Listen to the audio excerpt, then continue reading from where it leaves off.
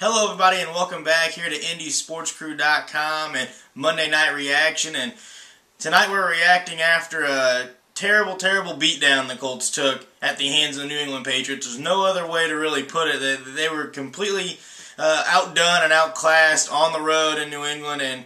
But if you look into the statistics, which we'll get into here in a minute, it doesn't look as bad as the score did. But if you watch the game, it got ugly in a hurry in that second half. You know, the Colts hung in that first half, played pretty evenly, gave up a couple big plays. But in that second half, it was all New England all the time.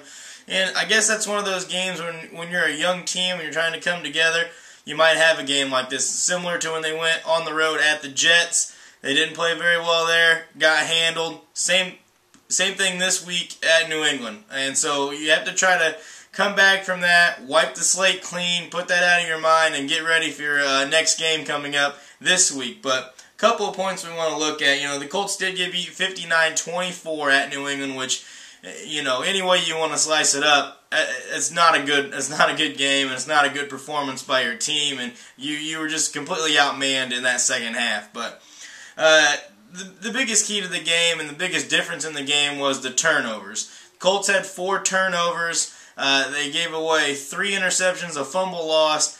2 of the interceptions were returned for touchdowns. You can't allow that to happen.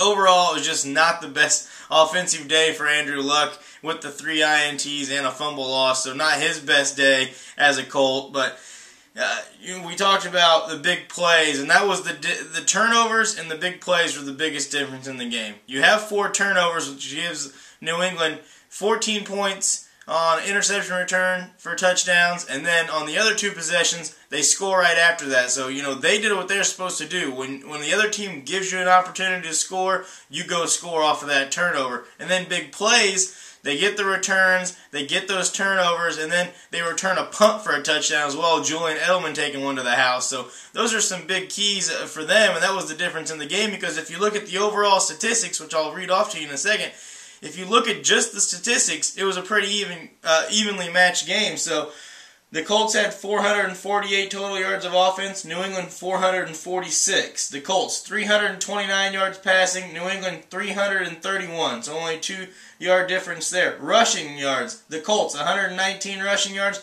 New England 115 rushing yards. And in time of possession, the Colts actually have the ball more than the Patriots, 33 minutes to 27 minutes. But it all comes down to those 4 big plays.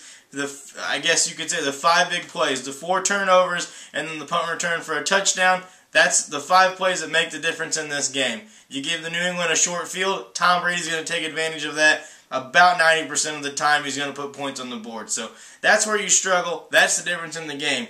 Now, even though you lose, you're still in the playoff mix. So you have to, move past this game, get to next week, get yourself prepared for the Buffalo Bills who are going to be coming to Indy, because you're still in that hunt.